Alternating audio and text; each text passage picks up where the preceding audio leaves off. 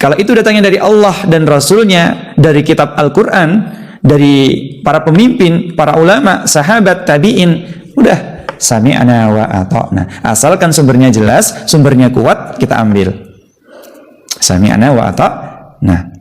Tapi kalau misalnya kaum muslimin dikasih nasihat, entarlah mas, kalau pengen bangun subuh itu begini mas caranya mas, kalau pengen hafal Quran itu caranya begini mas, baca dulu 10 kali begini dulu, hafal dulu setengah halaman, kemudian diulang-ulang dulu setengah halaman itu 5 kali, baru setengah halaman yang kedua. Wes pokoknya dijelaskan metode menghafal Quran ataupun tata cara menghafal Quran, tipsnya dikasih tahu. Dia udah tahu lah Ustadz, gak usah dikasih tahu lah, ya, udah tahu saya. Kemudian menghafal dengan caranya sendiri pada akhirnya, nggak hafal-hafal, udah dibaca sekian kali, nggak mutskin. Nah, karena dia dikasih tahu sama Allah, sama Rasulnya, sama para ulama, dinasehatin, nggak mau. Sami'na wa ata'na, itu dalam hatinya masih ada jamaah sekalian. Dalam hatinya masih ada apa? Al-kibriya'u, al-kibr, apa itu?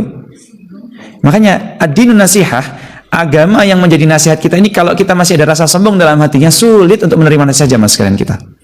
Sampai kapanpun, kalau kita dalam hati kita masih ada rasa sombong, tordul haqq wa qamtun nas, kita menolak kebenaran, kita hanya mengandalkan diri kita sendiri, usaha kita sendiri, tanpa bergantung kepada Allah Subhanahu wa ta'ala. Maka jamaah rahimani wa rahimakumullah jami'an, ya, kita penting sekali untuk melihat bahwasanya keutamaan menerima nasihat ini, yaitu harus diterima dengan dada yang lapang. Tidak boleh diterima dengan dada yang sombong, dada yang masih ada rasa angkuh, dia merasa lebih baik, dia merasa tidak perlu mendapatkan nasihat, tidak perlu mendengar masukan, kritik, saran dari orang lain. Ini berbahaya sekali jemaah sekalian. Takutnya kalau dia sudah jatuh kepada al-kibriya'u, maka sulit sekali untuk mendapatkan dan menerima kebenaran, kebermanfaatan untuk dirinya ataupun orang lain. Dan juga beliau membagi nasihat ini kepada 5 objek. Yang pertama tadi, lillahi, untuk Allah. Meliputi mengikhlaskan ibadah kita itu kepada Allah Subhanahu wa taala. Kalau kita beribadah, itu harus benar-benar ikhlas, mukhlishina lahuddin. Yaitu kita harus benar-benar ikhlas dalam beribadah kepada Allah Subhanahu wa taala. Jangan ibadah kita itu ada embel-embel harapan-harapan yang seakan-akan itu tidak ikhlas kalau kita lakukan. Contohnya apa Ustaz? Ibadahnya nggak ikhlas. Ya, ibadahnya hanya pas lagi, kalau kita sebut istilahnya itu FOMO ya, pas lagi momen Ramadan, semangat ibadahnya. Ramadan habis, sudah kendor lagi. Pergi umroh sampai di depan Ka'bah, rajin, nggak pernah pulang ke hotel, di Ka'bah terus, di depan Ka'bah terus, Masjidil Haram terus, pagi sampai malam, sampai pagi lagi. Kenapa Pak nggak pulang, nggak makan dulu tah? Nggak, saya ingin memaksimalkan waktu beribadah saya kepada Allah. Pas pulang ke Indonesia nggak pernah berangkat, nggak pernah berangkat, nggak pernah berangkat, nggak pernah berangkat, nggak pernah berangkat, nggak pernah berangkat, nggak pernah berangkat, nggak pernah berangkat. Dalam surah Al-Bayyinah, ya berarti dia sepanjang hayat nggak pernah berangkat. Dalam surah Al-Bayyinah, ya berarti dia sepanjang hayat ta'ala. Jangan beribadah yaitu menyekutukan Allah. Innallaha la yaghfiru ayyushraka bihi wa yaghfiru ma duna dzalika liman yasha. Ingat, sesungguhnya Allah itu tidak akan mengampuni dosa-dosa syirik, dan Allah mengampuni dosa-dosa selain syirik. Mau yang pernah berbuat dosa besar, mencuri, Allah akan ampuni. Yang pernah berbuat dosa-dosa besar, korupsi, Allah ampuni. Mau yang pernah berbuat dosa-dosa besar bahkan sampai dia berzina atau membunuh orang lain, masih Allah ampuni jemaah sekalian. Kalau dia mau bertobat, ya. Kalau dia mau bertobat, Allah akan ampuni. Beda lagi kalau orang yang nggak mau bertobat, dikasih tahu kalau Allah mengampuni semua dosa kecuali syirik, tapi dianya nggak mau bertobat, kemudian jadi orang-orang mujahirin, orang-orang yang terang-terangan dalam berbuat dosa, ya sudah, itu mah urusannya dia dengan Allah.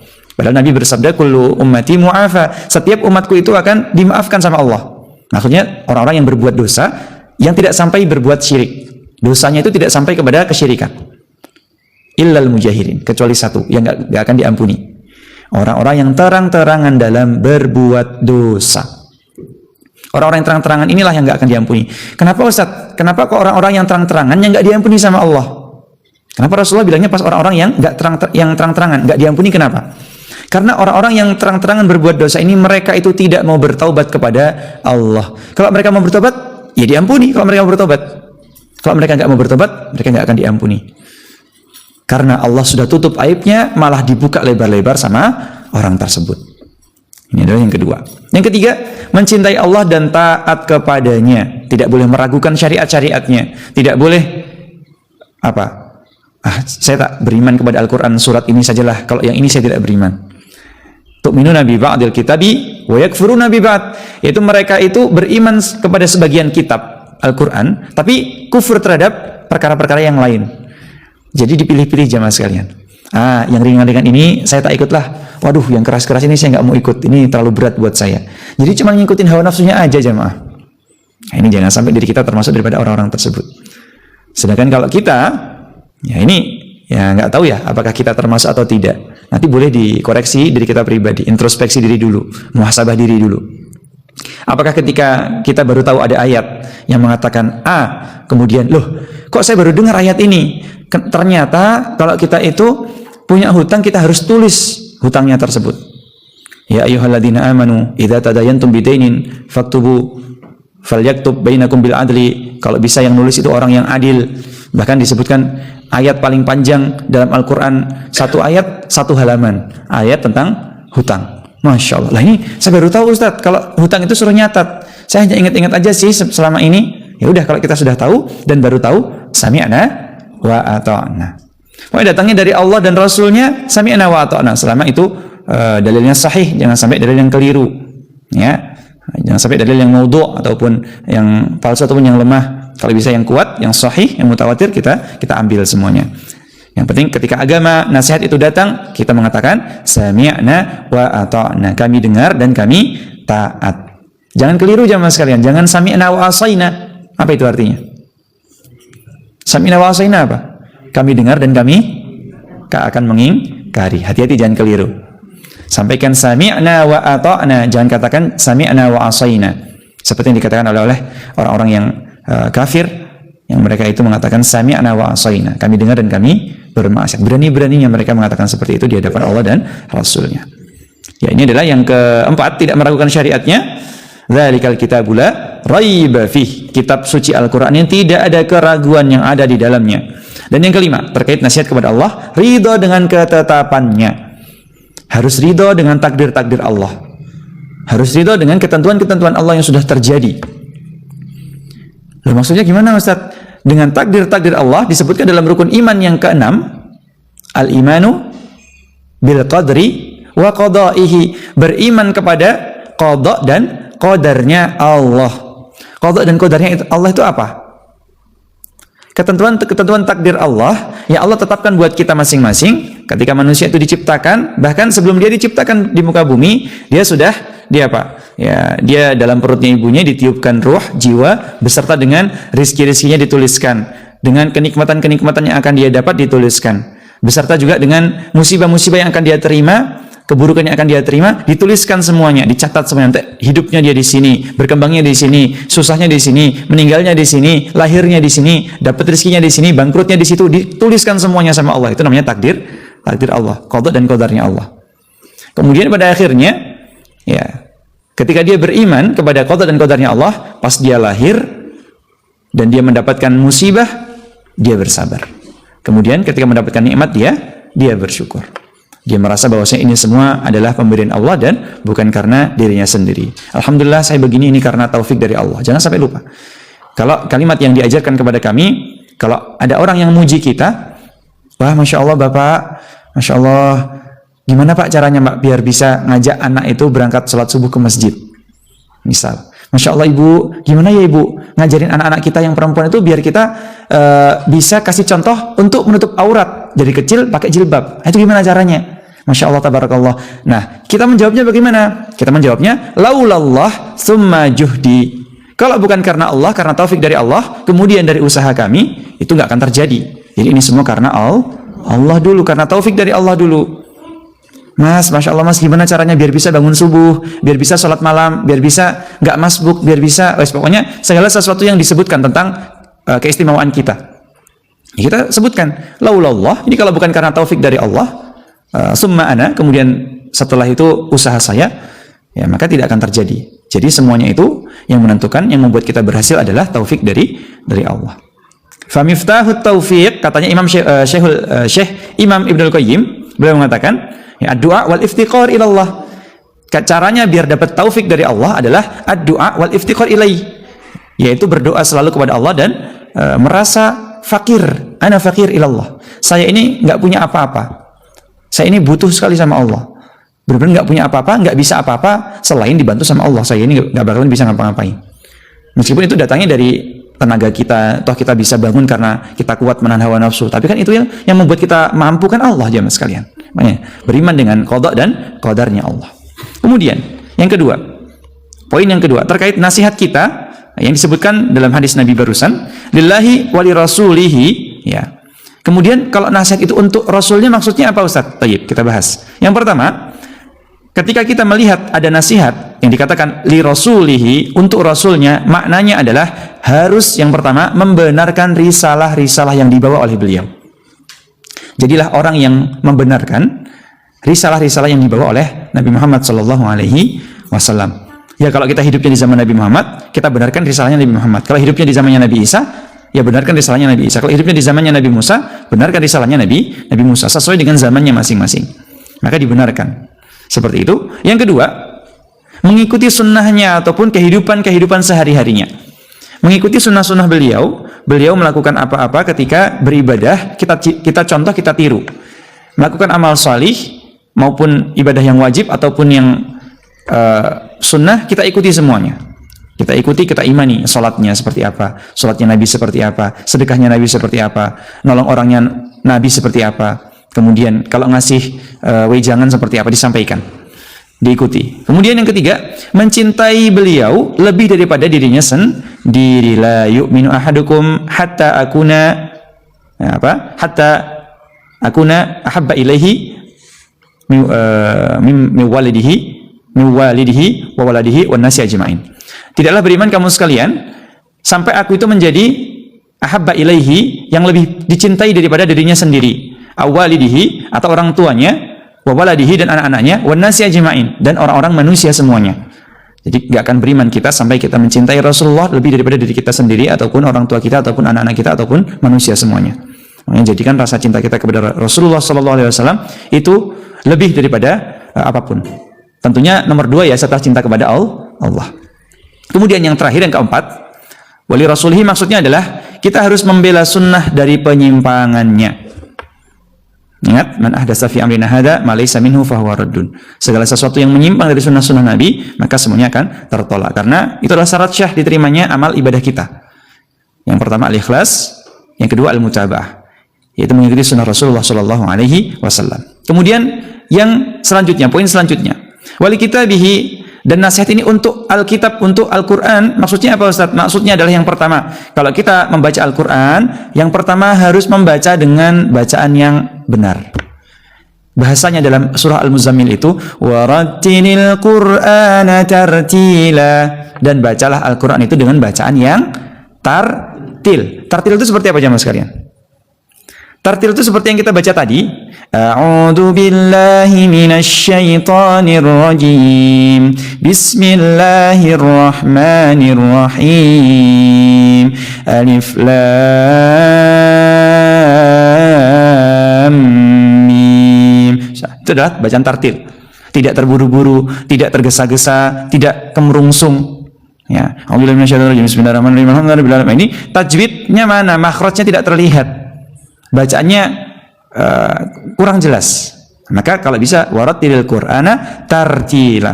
Haknya untuk kita menunaikan nasihat dalam Al-Qur'an kepada Al-Qur'an yaitu membacanya dengan benar. Yang kedua, anta'amala bihi, untuk mengamalkan isi yang ada di dalamnya. Al-Qur'an bilang apa, laksanakan. Al-Qur'an bilang apa, laksanakan. Ya, maka ini adalah nasihat-nasihat. Al-Qur'an semuanya nasihat jemaah sekalian. Yang kita baca itu tentang ayat tolak nih. Ayat talak itu gimana, Ustaz? Ya, wa idza talaqtumun nisa fa balaghna ajalahunna wa fala ta'dhuluhunna ayankihna azwajahun. Kalau kamu sekalian menceraikan istri-istri kalian, Ya, fala ta'dhuluhunna ayankihna azwajahun. Maka ya udah, ridolah kalian, jangan sampai mantan istri kalian cegah untuk menikah dengan calon suaminya yang baru. Jangan dicegah. "Alah Ustadz, saya cemburu Ustadz kalau dia nikah sama orang lain." Lah ngapain diceraiin kalau dicemburu? Nah, ini kadang manusia itu aneh jamaah sekalian. Udah nyerahin istrinya, udah sorohatan bahkan sampai pengadilan, talaknya talak bain, tapi kalau mantan istrinya menikah dengan orang lain, dianya cemburu atau sebaliknya. Emang anehnya manusia itu di situ. Makanya perlunya nasihat. Emang boleh Ustaz? Emang nggak boleh ya kita menghalang-halangi dia untuk menikah dengan suami yang baru? Ya nggak boleh. Al-Quran yang bilang, fala ta'dhuluhunna, jangan dihalang-halangi istri kalian itu ketika mereka ingin menikah lagi. Makanya jangan cerai. Ini adalah pengen dari Al-Quran. Nah, maka kita harus benar-benar mengamalkan isinya. Kalau mau dapat solusi, cari yang pertama kali solusinya dari Al-Quran. Habis itu, Ustaz, di Al-Quran saya cari-cari, saya bolak-balik, nggak ada. Carinya kemana? Hadis-hadis Nabi Shallallahu Alaihi Wasallam. Ustaz, di zaman Nabi itu ternyata belum ada kemodernan di zaman sekarang seperti ada di zaman sekarang. Lalu bagaimana kita cari hukum ataupun menentukan hukumnya di zaman sekarang ini? Tarik lagi ke belakangnya. Zamannya tabi'in sudah ada belum? Lebih modern lagi belum ada. Tabi'ut tabi'in belum ada lagi. Tabi'ut tabi'in belum ada. Sampai pada akhirnya kita ketemu dengan zamannya para ulama kontemporer. Ustadz, hukumnya bayi tabung apa ya? Saya ini belum pernah punya keturunan sampai berpuluh-puluh tahun, tapi saya rela mengeluarkan ratusan juta untuk bayi tabung ini. Hukumnya apa ya? Cari-cari dulu. Tanya-tanya para ulama kontemporer, Ustadz, hukumnya apa? Jangan asal, di Al-Quran nggak ada. Berarti haram ya? Di hadis nggak ada bayi tabung. Ya sudahlah, berarti haram. Jangan, belum selesai. Masalahnya belum kita tanya kepada para ulama kontemporer. Makanya kita tanya terlebih dahulu hukumnya apa, caranya gimana, boleh atau tidak. Nanti akan diberikan tafasil tentang ulama yang mengetahui tentang fikih nawazil, fikih nazilah, fikih kekinian, fikih kontemporer, bayi tabung, kemudian macam-macam banyak operasi plastik. Ya. Ustaz, hukumnya operasi plastik apa Ustaz ya? Saya tertarik Ustaz sepertinya Ustaz. Kayaknya hukumnya behel gigi apa ya Ustaz ya? Biar ganteng, biar cantik gitu Ustaz. Apa hukumnya? Nah ini, kan di Al-Quran nggak ada Ustaz. Boleh nggak ya? Kita harus mencari dan bertanya kepada para fas'alu ahla dzikri in kuntum la ta'lamun. Tanyalah sama ahli fikih, ahli ulama, orang yang berkompeten dalam bidangnya, in kuntum la ta'lamun, kalau kalian nggak tahu. Nah, ini kita disampaikan oleh Nabi SAW, dan Allah SWT yang berfirman, tanyalah sama para ulama itu kalau kita nggak tahu. Kemudian yang ketiga, nasihat kita terkait Al-Quran ini harus mengajarkan kepada orang lain. Udah diamalkan untuk dirinya sendiri, jangan sampai lupa diamalkan kepada orang lain. Makanya adinu nasihah lillahi wali rasulihi wali kitabihi wali aimmatil muslimin wali ammatihim. Kemudian yang keempat, membela dari penyelewengan tafsir. Penafsiran Al-Quran yang keliru, kita harus berani membelanya. Ini keliru Ustaz, ini ada tafsir tapi tafsirnya ngawur. Nah udah, dicegah dengan kemungkaran, diingkari dengan keras. Nah, ini sudah menafsirkan ayat-ayat yang keliru ini. Maqali inna rahmatan bla bla bla. Sudah kelihatan itu. Maka Al-Quran ini nggak bisa dibohongi, nggak bisa dibuat-buat pasti. Hadis Nabi nggak bakalan bisa di otak-atik, dipalsukan. Pasti kelihatan orang-orang yang memalsukan itu. Tapi kenapa ya anehnya ya Ustaz? Sudah sedemikian lama beliau ada, tapi kok tidak diusut-usut juga. Ini pada kemana ini? Orang-orang apa pada belum sadar apa gimana ini? Ya, tugas kita kalau kita bisa mencegah, ya kita cegah dengan tangan kita. Kalau kita nggak bisa, ya udah kita laporkan saja, kita sampaikan saja. Pak, ini ada yang sedang menyesatkan nih, firqah menyesatkan, tolong diurus. Ya, itu nggak apa-apa. Kalau kita lihat kemungkaran, diubah dengan kekuasaan kita, dengan tangan kita. Kalau kita tidak mampu, dengan lisan kita. Kalau nggak mampu, dengan hati, didoakan. Kemudian wali a'immatil muslimin. Ini yang keempat ya. Yang pertama tadi apa? Lillahi, nasihat kepada Allah, ada 5 poin. Kemudian nasihat kepada Rasul, ya, kita harus mengikuti beliau, kita harus membela beliau, mencintai beliau dan sebagainya. Kemudian yang ketiga, nasihat kepada kitab-kitab Allah, yaitu dengan membacanya dengan tartil, dengan bacaan yang benar, bacaan yang tajwid, makhraj dan sebagainya, mengamalkan isinya untuk kita, mengamalkan isinya untuk orang lain. Kemudian membela dari penyelenggaraan tafsir. Dan yang keempat, yaitu nasihat kepada a'immatul muslimin, untuk para pemimpin kaum muslimin. Yang pertama, mendoakan kebaikan mereka. Kepada pemimpin-pemimpin kita harus mendoakan kebaikan. Harus mendoakan kebaikan mereka. Ati Allah wa atiur Rasul wa ulil amri minkum. Taatlah kepada Allah, taatlah kepada Rasul, dan taatlah kepada pemimpin kalian. Makanya kita doakan kebaikan buat mereka. Yang kedua, mengarahkan mereka bila salah dengan cara yang lembut. Jadi biasanya kalau di sebuah kekuasaan itu ada yang namanya penasihat. Nah, dalam sebuah organisasi, dalam sebuah struktur itu ada mungkin pemimpin atau ketua, kemudian sekretaris. Nah, itu ada penasehat. Menteri-menterinya itu penasihat-penasihatnya. Nah, itu mengarahkan bila keliru dengan lembut seperti itu. Kemudian yang ketiga, menghindari pemberontakan. Nggak boleh memberontak kepada pemimpin. Selama kita masih bisa sholat, masih bisa ngaji, masih bisa diperintahkan kepada kebaikan, tapi Ustadz keliru, kadang nggak pas, tanggal lebarannya nggak pas, tanggal begininya nggak pas, nggak apa-apa. Yang penting kita itu apa? Ya, kita masih bisa beribadah, tidak dilarang untuk melaksanakan sholat, masih aman-aman aja dalam ibadahnya, insya Allah aman. Ya, ikutin aja terus, jangan sampai kita memberontak. Masa hanya karena hal yang berbeda sedikit saja kita langsung memberontak? Ya jangan. A'udzubillahi min dzalik. Dan yang keempat, kita wajib membantu mereka menjalankan kebenaran. Kalau mereka, para pemimpin kita memerintahkan kita, Mas, ayo semuanya sholat tepat waktu, ikuti waktu sholat sepanjang masa yang dicetak oleh pemerintah atau MUI misalnya. Ya udah, kita ikuti. Waktu sholatnya ikut MUI misal.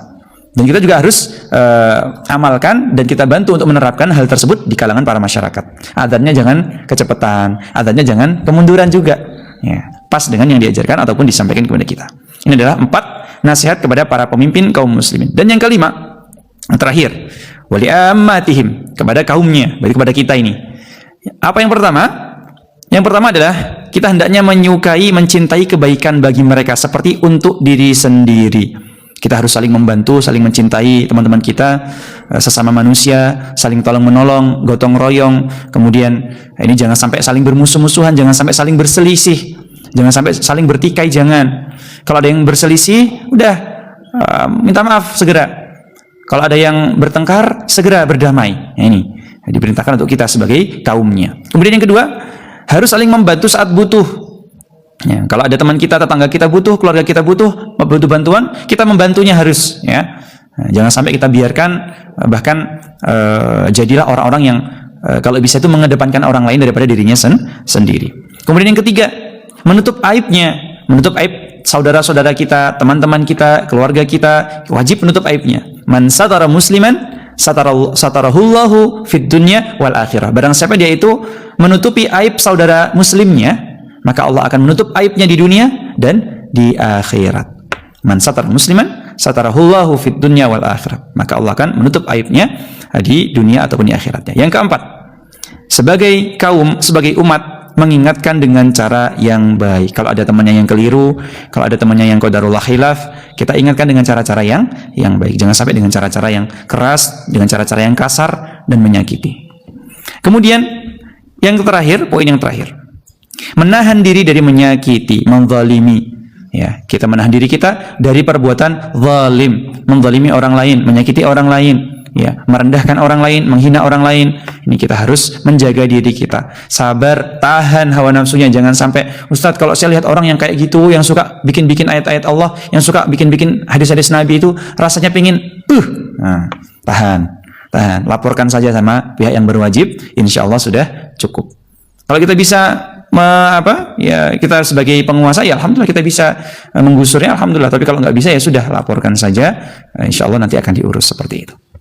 Dan disebutkan dalam kitab Jami' al-Ulum wal Hikam, Imam Ibnu Rajab Al-Hambali menjelaskan, nasihat adalah sebuah kata yang mencakup makna luas, keikhlasan total, baik dalam berhubungan dengan Allah maupun sesama manusia. Dan jamaah rahimani wa rahimakumullah jami'an, ini adalah pengingat buat kita semua bahwasanya nasihat ini ternyata banyak sasarannya dan banyak hak-hak yang kita harus tunaikan terhadap 5 hal kepada Allah.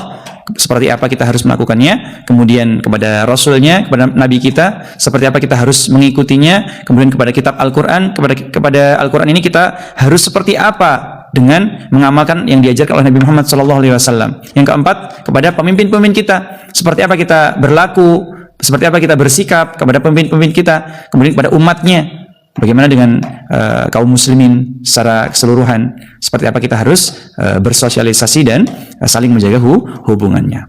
Maka jamaah rahimani wa rahimakumullah jami'an, ada sebuah kisah untuk menutup kajian kita pada pagi hari ini, yaitu kisah yang sangat luar biasa. Umar bin Khattab radhiyallahu anhu bersama dengan wanita tua, seorang penggembala. Jadi suatu hari itu Umar radhiyallahu anhu berkeliling Madinah pada malam hari, ya. Berkeliling Madinah pada malam hari, lalu ia melihat seorang wanita tua menggembala domba sendirian pada malam hari. Kemudian Umar bertanya, karena gelap ya di Madinah saat itu, zamannya Nabi, waktu itu gelap, belum ada lampu, belum ada penerangan yang banyak, sehingga Umar bertanya kepada wanita tadi, pura-pura bertanya, wahai wahai ibu, bagaimana pendapatmu ma ru'yuka an Umar? Bagaimana pendapatmu tentang Umar radhiyallahu anhu?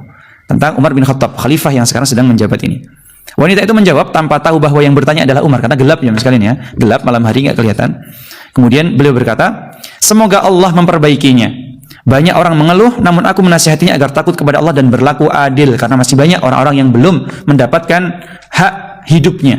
Maksudnya hidupnya masih kekurangan, masih ada yang berada dalam kemiskinan, kefakiran dan lain sebagainya. Kemudian Umar menangis mendengar hal itu, dan esok harinya Umar berkata kepada sahabatnya, kepada sahabat yang lain, demi Allah, ucapan wanita itu tadi yang kemarin yang dia bilang kayak gitu kepadaku, lebih aku cintai daripada dunia dan seisinya, karena ia menasihatiku dengan ketulusan. Masya Allah. Ini Umar menerima seorang khalifah yang kedua dalam Islam, Amirul Mukminin Umar bin Khattab.